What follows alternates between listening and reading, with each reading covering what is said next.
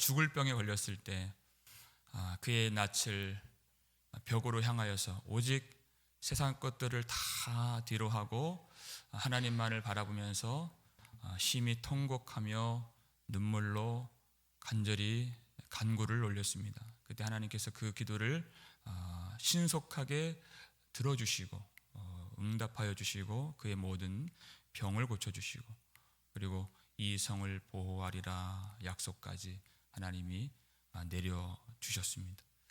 그의 질병이 다 고침받았다 하는 소식을 듣고 드디어 바벨론이 등장하는데요. 바벨론 왕이 축하 사절단을 히스기야에게 보내는 것이에요. 예물까지 다 준비해서 히스기야를 찾아가는 것입니다. 사신들이. 그때 히스기야가 어떻게 했는가? 우리 13절 말씀 13절 함께 읽겠습니다. 히스기야가 사자들의 말을 듣고 자기 보물고의 금은과 향품과 보배로운 기름과 그의 군기고와 창고의 모든 것을 다 사자들에게 보였는데 왕궁과 그의 나라 안에 있는 모든 것 중에서 히스기야가 그에게 보이지 아니한 것이 없더라. 그랬어요. 히스기야가 왕궁에 있는 이 나라에 있는 모든 금은과 향품과 보물과 그리고 무기고에 있는 모든 이 나라의 무기들까지 다 보여줬다. 보이지 않은 것이 하나도 없을 정도로 모든 것을 다 보여줬다. 여러분, 남에게 모든 것을 다 보여주는 그것이 무엇입니까? 힘을 과시하는 것이죠. 우리가 이렇게 많이 있습니다. 이런 무기들이 있습니다. 자기를 자랑하는 것이죠. 또 한 가지 의미가 뭐냐면 외교적인 의미가 있는데요. 그때 당시 패권을 장악한 나라는 아수르입니다. 아직 바벨론도 아수르를 능히 이기지 못하는 그런 상황이죠. 나중엔 역전되지만요. 그러니까 바벨론도 유다를 찾아온 외교적인 목적이 있었던 것이. 그리고 히스기야도 그것을 수락하는 의미에서 바벨론과 동맹을 맺기 위해서 그가 오는 것이, 바벨론 사신이 오는 것이 마치 구원자가 온 것처럼 마음을 활짝 다 연 것입니다. 바벨론과 동맹을 맺어서 이 아수르의 압제에서 벗어나고자 하는 그런 마음이 있었다. 여러분, 이때가 언제입니까? 하나님께서 내가 너와 이 성을 보호하리라 약속의 말씀을 주셨을 때 히스기야가 그것을 믿고 더 확신하기 위해서 징표를 구했습니다. 하나님이 해 그림자를 옮겨주실 정도로 확실한 징표를 주셨어요. 모든 만물의 주관자이신 하나님이 이 일을 반드시 성취하리라. 그 약속의 말씀을 받고 말씀을 받을 때는 힘이 났고 그 말씀을 믿었습니다. 마음이 강해졌어요. 그런데 그 약속의 말씀을 지속적으로 품지 못한 것입니다. 틈만 나면 세상적인 방법과 도움을 찾게 되는 것이에요. 말씀을, 하나님의 언약의 말씀을 마음속에 계속해서 품지 못하는 그 연약함. 히스기야는 우리와는 비교도 안 될 성경이 인정하는 믿음의 사람입니다. 그러면 하물며 우리같이 연약한 사람들은 얼마나 믿음이 흔들릴 때가 많이 있겠는가. 하나님 말씀 들을 때는 용기가 나고 할렐루야 찬송이 나오고 모든 것을 다 가진 자로다 할 때 아멘 이렇게 한다고요. 근데 눈에 보이는 그 위협들이 나타났을 때 그리고 또 눈에 보이는 어떤 수단과 인간적인 방법들이 나타났을 때 그것을 내가 취하게 되는, 그리고 그것에 넘어지게 되는 그럴 때가 너무나도 많이 있는 것 같아요.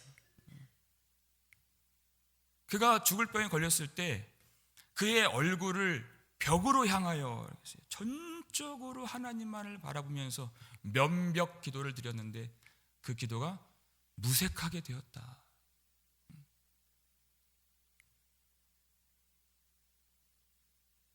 여러분, 우리의 진짜 위기, 죽을 병에 걸린 것이 위기가 아니라 하나님이 그 병을 고쳐주셨어요.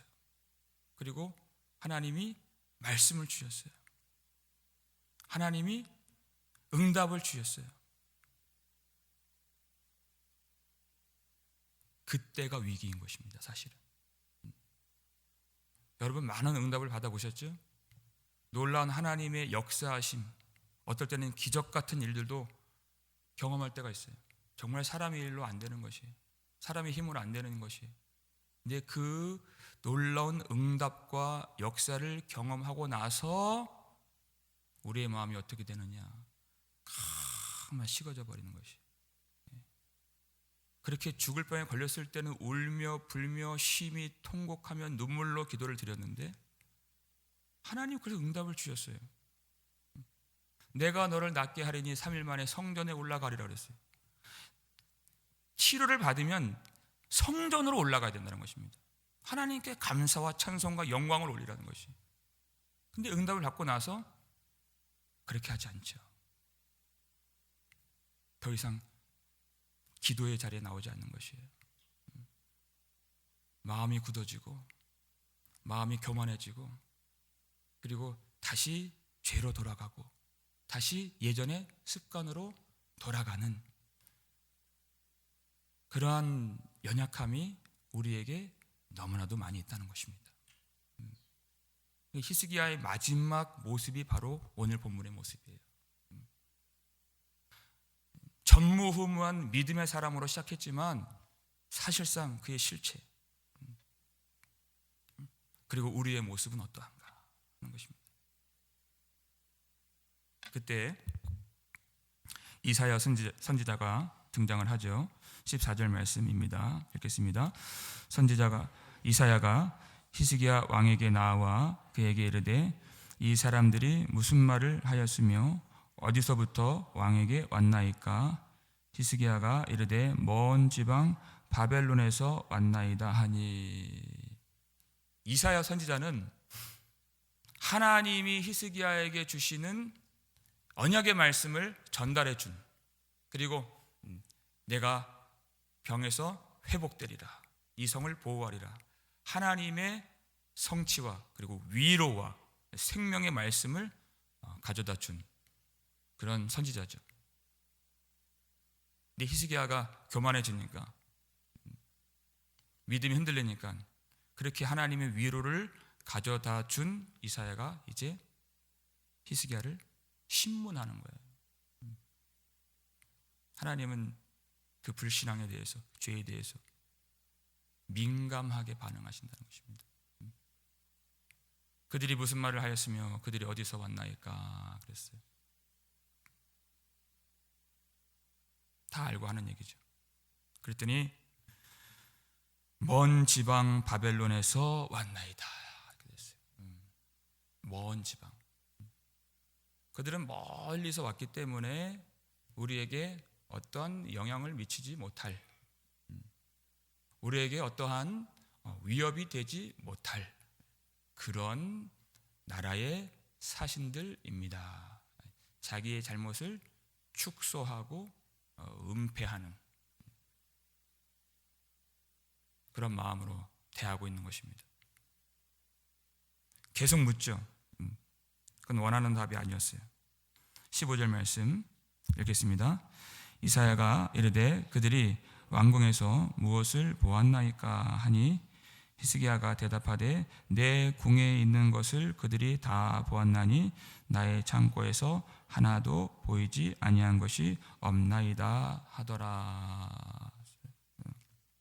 그들이 왕궁에서 무엇을 보았나이까? 이사야는 지금 몰라서 묻는 것이 아닙니다. 하나님이 아담에게 내가 어디 있느냐 하신 것이죠. 가인에게 내 아우는 어디 있느냐?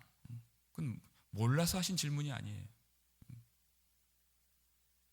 자신의 그 행동이 과연 어떠한 잘못인지를 깨닫고 하나님 앞에서 진정으로 회개할 수 있는 기회를 주시는, 회개를 원하시는 질문이었다는 것입니다. 근데 그의 대답을 보면 전혀 잘못을 깨닫지 못하는 그런 태도를 볼 수가 있습니다. 왕궁에 있는 것을 그들이 다 보았나니 그들이 보지 못한 것은 하나도 없나이다 하는 것이, 자기가 무엇을 잘못한 것인지 알질 못해요. 여러분, 왜 우리가 회개가 약한가? 왜 예수님은 회개한 교회에게 왜 계속 회개를 강조하실까? 왜 회개를 강조하실까? 자기 죄를 깨닫지 못하기 때문입니다. 그게 관건이죠. 괜찮다는 거예요. 자기는 의롭다는 것입니다.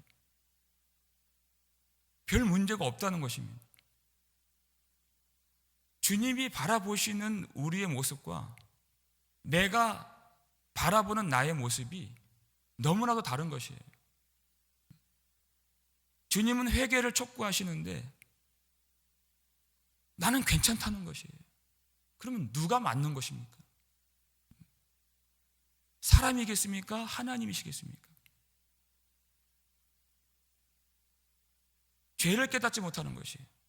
그래서 요한복음 16장 보니까 성령이 오시면 그 죄를 책망하시리라 이렇게 됐어요.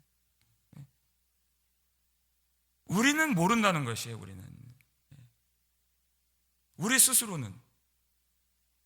왜냐하면 그것은 도덕적인 죄가 아니기 때문에, 사람들이 판별할 수 있는 윤리적인 죄가 아니기 때문에, 내가 주께만 범죄하여 주의 목전에서 죄를 악을 행하였사오니 이렇게 되어 있잖아요.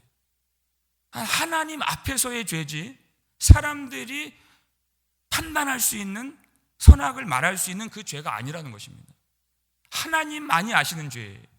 그리고 하나님 앞에서의 죄이고, 그리고 하나님이 보시는 그 바의 죄이고, 우리 마음을, 행동이 아니라 우리 마음 속에 있는 그 불신앙,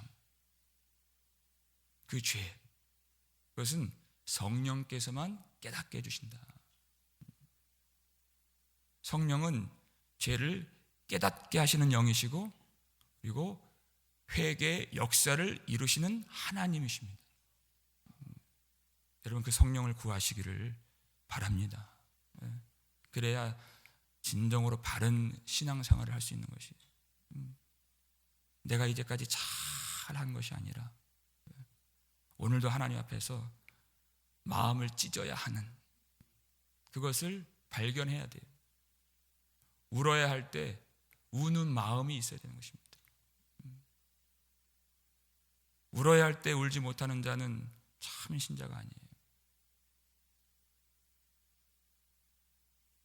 그가 온전하게 이 기회를 주셨는데 진실하게 자복을 못했어요. 깨닫지를 못했어요. 그러니까 엄청난 말씀이 지금 선포되고 있는 것이죠. 여호와의 말씀을 들으소서 그랬어요. 그리고 또 여호와의 말씀이 또 이렇게 반복이 돼요.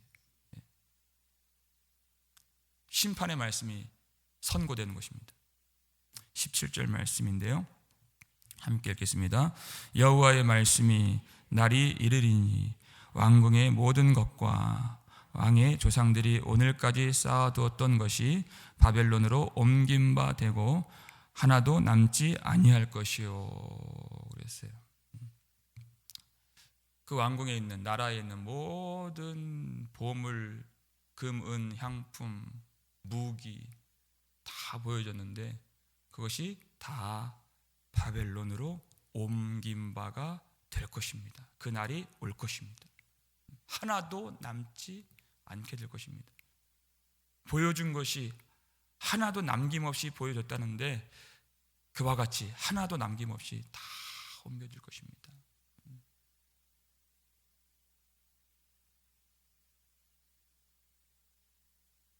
하나님을 의지하지 않고 다른 것을 의지했을 때 그 대상이 하나님을 의지하지 않고 다른 것을 의지한 바로 그 대상이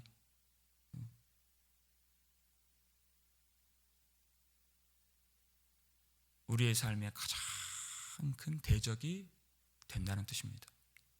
히스기야는 지금 동맹을 맺기를 원해서 이렇게 했죠. 오늘의 동맹이 내일의 원수가 될 것입니다. 왜? 하나님을 버렸기 때문에. 하나님을 버리고 취한 그것은 반드시 걸림돌이 되고 반드시 배신자가 되고 반드시 원수가 될 것입니다.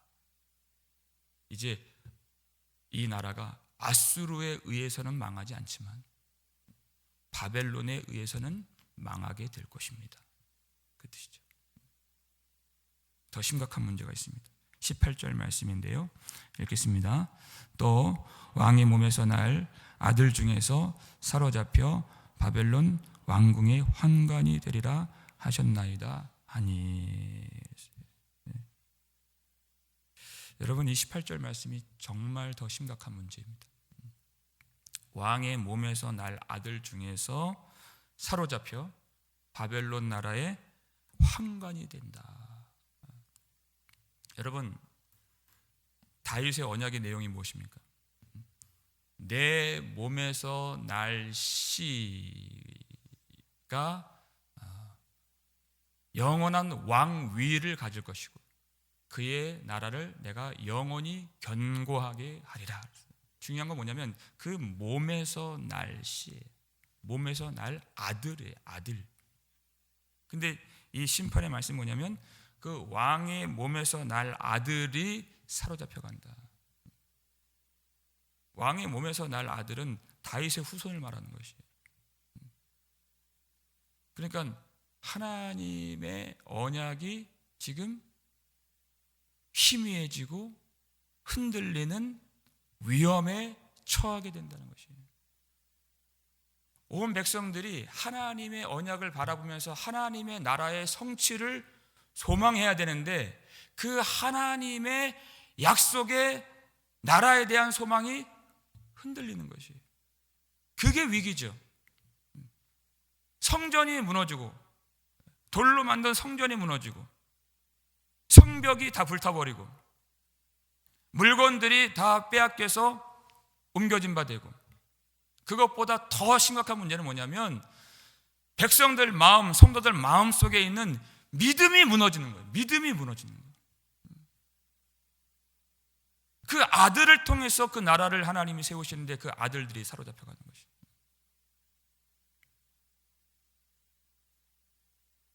하나님의 약속의 말씀을 마음에 품고 하나님의 성취를 간절히 바라보는 마음으로 기도를 드려야 되는데 그 말씀이 마음속에서 희미해지는, 그래서 온 백성들이 다 절망과 낙심에 빠지게 되는, 여러분 그것이 얼마나 무서운 것입니까? 성벽이 무너지는 것이 여러분 위험이겠습니까? 아니면 마음이 무너지는 것이 위험이겠습니까? 굳건한 믿음과 마음만 있다면 성벽 세우는 건 문제도 아니에요. 근데 마음이 낙심돼요. 이제까지 받았던 은혜, 이제까지 품었던 언약의 말씀, 그것들이 다 무너지는 듯한 그런 위기를 만난 것이에요. 그러면 이와 같은 심판의 말씀을 들었다면 어떤 반응을 보여야 되겠습니까? 우리 마지막 19절 말씀인데요, 함께 읽겠습니다. 히스기야가 이사야에게 이르되 당신이 전한 바 여호와의 말씀이 선하니이다 하고 또 이르되 만일 내가 사는 날에 태평과 진실이 있을진데 어찌 선하지 아니하리요 하니라. 여호와의 말씀이 선하니이다. 내가 사는 날에 태평과 진실이 있을진데 어찌 선하지 아니하리요. 이렇게 됐어요. 여러분, 하나님의 심판의 말씀이 선고되었을 때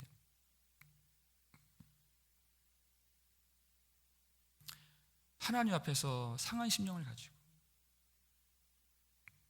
애통하면서 통곡하면서 그리고 가슴을 치면서 마음을 찢으면서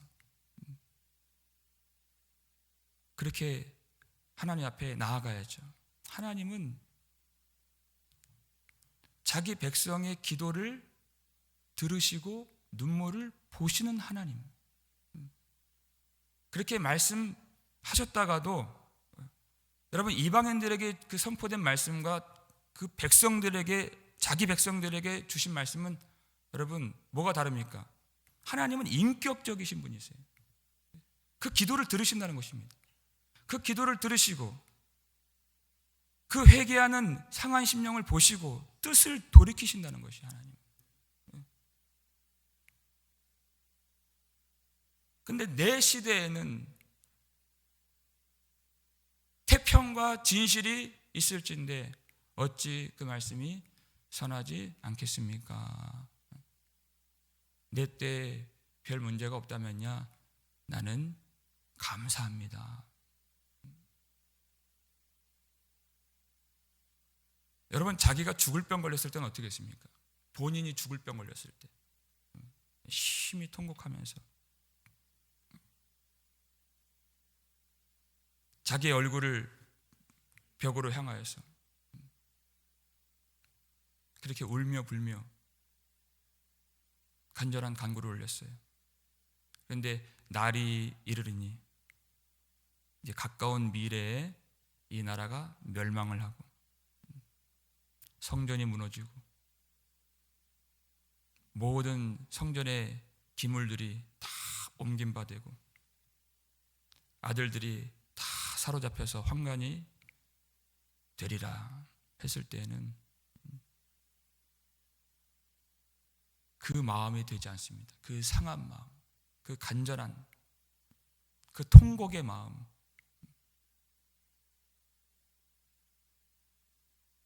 자기 시대에 별 문제가 없다면요, 조국이 어떻게 되든지, 나라가 어떻게 되든지, 내 아들들이 어떻게 되든지,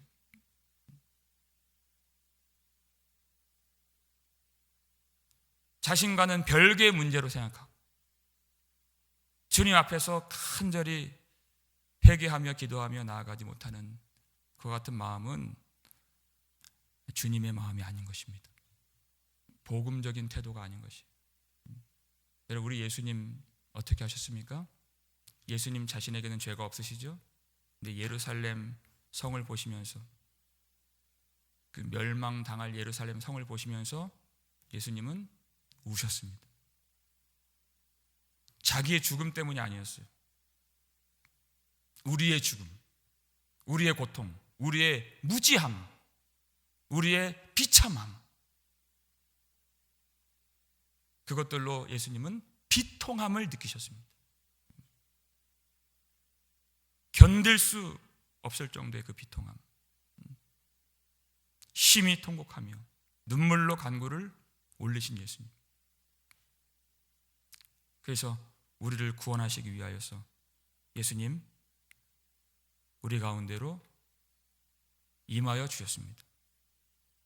예수님에게는 아주 낯선 땅, 그리고 모든 멸시와 천대를 받으셔야 했던 이 땅에서 예수님은 나그네가 되셨고 우리 대신 죄인이 되셨고 신문을 받으시고 심판을 받으시고 십자가에서 죽으시는 하나님의 어린 양이 되셨습니다. 예수 그리스도만이 우리의 마음을 아시고 예수 그리스도만이 고통당하는 자들의 아픔을 아시고 우리와 똑같이 시험을 받으신 이로되 시험 당한 자들을 능히 도와주실 수 있는 분은 우리 구주 예수 그리스도밖에 없습니다. 주님만이 우리를 위로하시고 주님만이 우리를 도와주시고 주님만이 우리를 건져주시는 우리의 구원자가 되신다는 것입니다. 여러분, 히스기야는 전무후무한 믿음으로 시작했지만 그의 실상을 보니까 그는 죄인이요 오직 우리의 구원자 예수 그리스도가 그에게도 반드시 필요한 그런 하나의 인간에 지나지 않았다는 것이. 여러분, 인간은 그렇게 대단한 존재가 아닙니다. 우리의 믿음의 대상은 오직 우리 구주 예수 그리스도밖에 없다는 것이 그 말씀인 것입니다. 우리 가운데 들어오셔서 지금도 우리와 함께 하시는 우리 구주 예수 그리스도, 어떠한 상황이 무너졌다 할지라도 우리를 능히 구원해 주실 수 있는 주님만 의지하는 믿음의 백성들 되시기를 주님의 이름으로 축원합니다. 그리고 주님의 마음을 구하는 것이, 주님의 마음, 그냥 내 아픔, 내 상처, 내 앞에 놓여있는 심각한 문제, 그것들로는 기도할 수 있지요. 내 고통의 문제 가지고서는 우리가 울 수 있지요. 주님의 마음이에요. 주님이 바라보시는 곳을 바라볼 수 있는, 주님이 우시는 곳을 보고서 울 수 있는,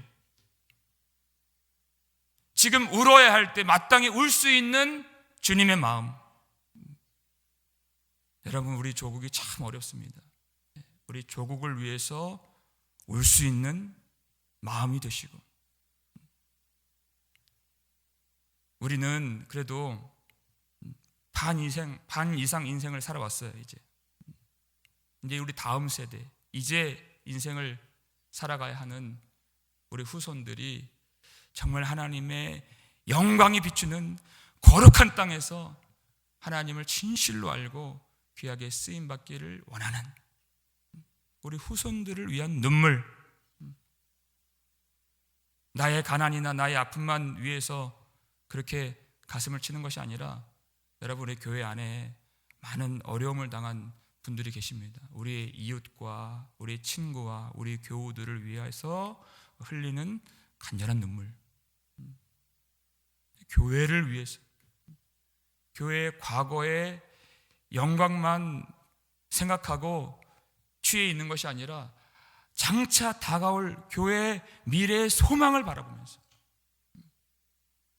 내 때에는 평안했으니 다 된 것이 아닌가. 여러분, 이 마음을 하나님이 질책하시는 것이에요. 장차 다가올 미래의 소망과 영광과 하나님을 바라보는 거룩한 교회가 되기를 바라는 마음으로 이 아침에 기도할 때 하나님 나라가 우리 가운데 임하여지는 놀라운 하나님의 뜻 성취를 위해서 우리가 간절하게 눈물로, 마땅히 울어야 할 때 눈물로 기도하는 우리가 되어서 하나님의 영광의 임재와 하나님 약속의 성취를 바라보고 찬송하는 저와 여러분 되시기를 주의 이름으로 축원합니다.